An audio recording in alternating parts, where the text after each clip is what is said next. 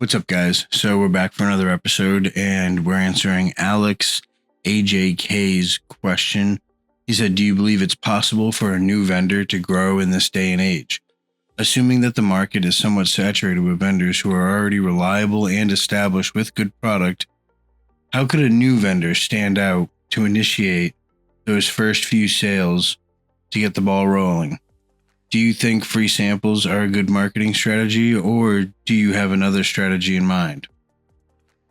So, great questions. Really, seriously. So important thing to remember is like when I started out, it's everyone that's on the darknet has been established, right? And like your competition there, like coming from nothing, right? Just you. Me, like your average person going into this, like your competition is cartels, right? You got, multi-million-dollar cartels. You have people with crazy financial resources. So, even with that, I was able to, and I think one of the big things is just showing the world at large that you're different. And, obviously a cartel that's producing a kilo for, 20 cents, whatever. You can't beat them on price. Right. But what you can beat them on is things like, if you're in the US, being a native United States speaker, any country you're in, you're going to have that heads up. Like because you speak your native language, you're going to have the drop. Like if you're in Australia, for example, right? So if I send something to Australia, it's like 14 days. And Australia has really good security, like when it comes to locating, narcotics in the mail. So it's kind of difficult to do. So like if you live in Australia and you're a darknet vendor, but like you only sell in your country, your shipping is going to be way faster. It's going to be way cheaper. And you're going to understand the lingo a little bit better, and I think those things are huge. That's what sets you apart from those cartels. And at the end of the day, like you write one of these massive vendors who have either been doing it forever or like they're cartels, so they have great prices. You write them, and 90% of the time, you'd be lucky to get a response. Like they're busy sending out 5,000 packages a day. They're not, going to answer your question about, is the cannabis you sell organic? It's not going to happen. So I think like those new vendors can separate themselves from the pack by, being social. And I get that's like so weird in the context we're talking about, being in an anonymous place, but like even your handle or your alias is representational of you. And like, you should know that and you should remember that. You're building that name up like any other business. You know what I mean? Like brand security is not something that is automatic, and it's not something that can never be taken away or killed. And that's why you see like, Fortune 500 companies rebrand, so like that said, yeah, absolutely. It is absolutely, hands down, absolutely possible for new vendors to grow in that market space.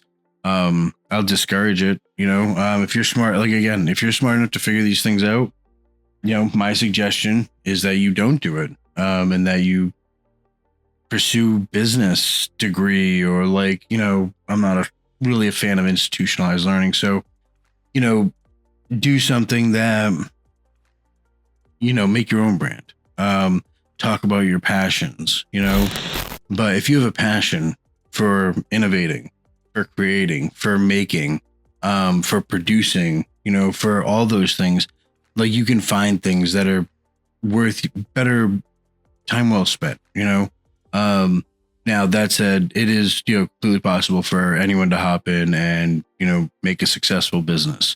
But remember, the things required to do that are the same things that are going to be required for the legal business, So it's something to keep in mind. But one of the beautiful things about capitalism is that at the end of the day, for every one of those solid vendors who, this guy's been around for 3 years, he's going to retire at some point. Most likely anyways. He's going to retire, or he's going to get complacent and he's going to get busted. So you always have people coming in to fill those positions.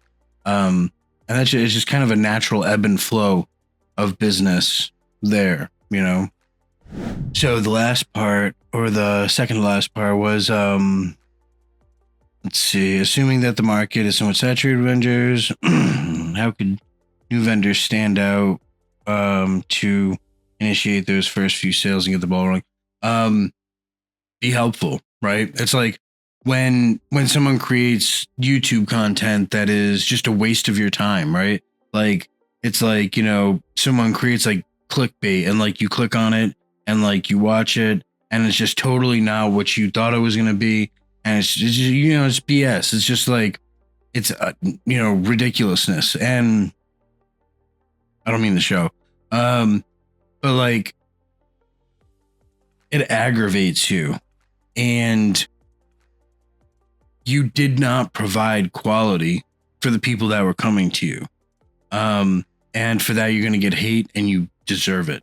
If you had given them quality, if you had given them, something of substance, something real and tangible, then you would have, you would have been thanked for it, because it's a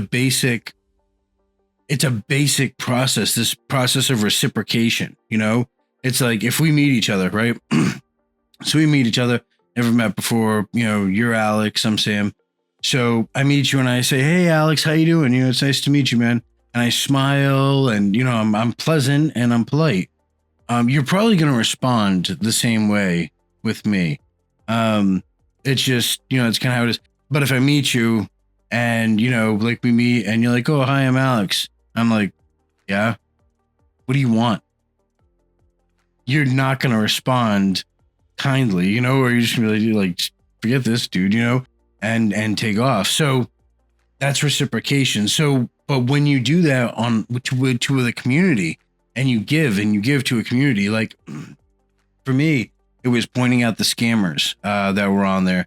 It was, teaching people about operational security, and, a lot of the stuff that I do here on this channel, I did through typing. So it's kind of nice because on here, I saved my hands, it's no arthritis. Downfall takes hours to do video editing, and it takes a lot to learn about how to set up lighting and aperture and all that other stuff.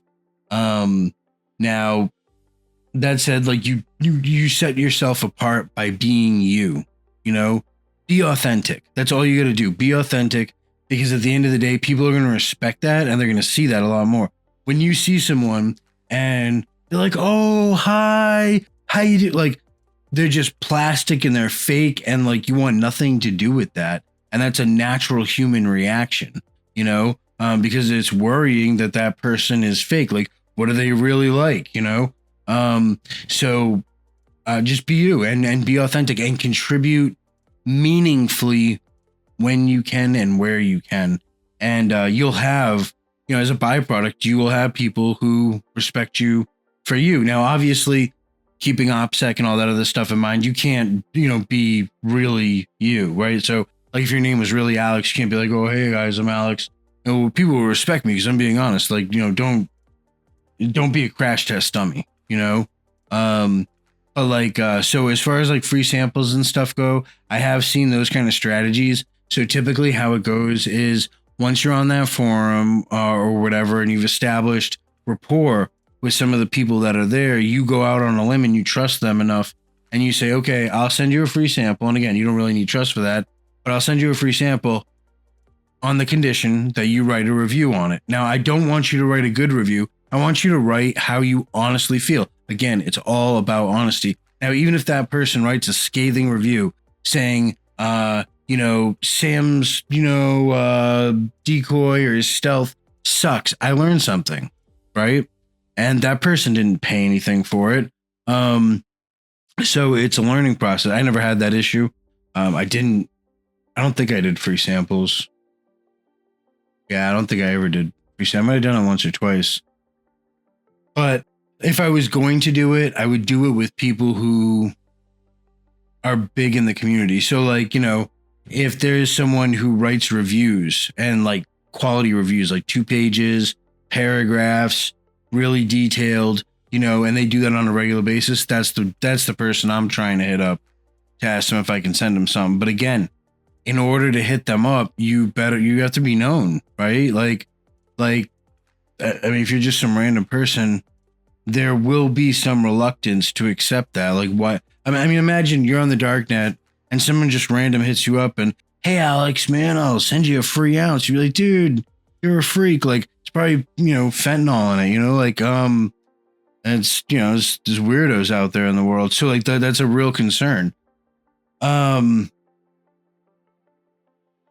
with that said, my strategy would be to be authentic as much as I can be without compromising OPSEC, and be helpful, because those 2 things will make you stand out more than anyone else, and it's just kind of inherently who I am, and like I'm basically doing the same thing I did on the darknet here by educating people about it, even if like, you have no interest in ever doing it. You're not a vendor, you're not a buyer, you don't do drugs.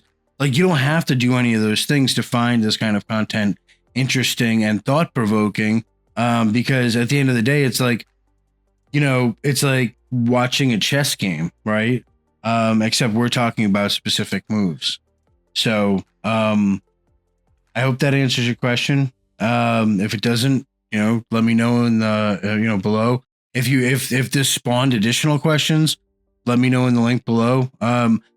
I love the fact that you guys tell me what I should make for content. It saves me from having to think about it. And it allows our dialogue here to be interactive, and I love that.